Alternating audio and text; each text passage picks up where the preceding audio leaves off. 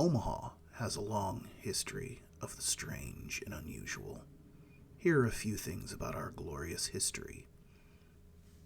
In December of 1895, there were multiple accounts of animals being mutilated. Eyewitnesses reported that it wasn't a coyote or even a bear, it was a man. They said he would rip cows in half with his bare hands and then lap up the blood like a dog drinking water. One cowboy in particular, Jack Lewis, who was working the ranches around the Black Hills area and Northern Prairie, had a personal and terrifying encounter with this man, if you can call him a man. Lewis had wandered off from his companions for personal time when the vampire leapt at him from out of nowhere, digging its claws into his neck and choking him. As the creature sank its fangs into Lewis's flesh, he managed to draw his gun and fire several shots point blank into the creature. This alerted his nearby friends, who came running and scared the vampire off. Lewis led the charge to hunt down the creature on horseback, but it managed to outrun them on foot. It was never found again.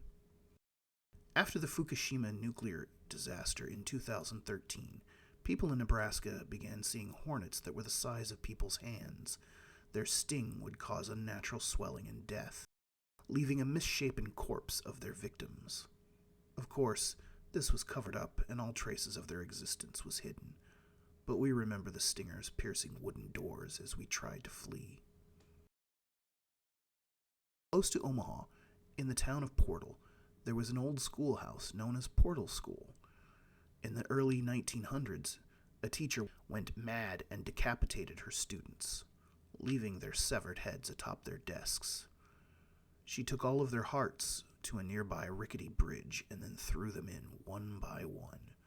Locals now call this bridge Heartbeat Bridge, and the school Hatchet House. Walk across the bridge and you can still hear the heartbeats of the children. Enter the school and you can still hear their screams. Strangely enough, the school and its legend was so beloved by our twisted people that they moved the entire structure several miles away to get it out of a floodplain. This just goes to show what kind of people live here.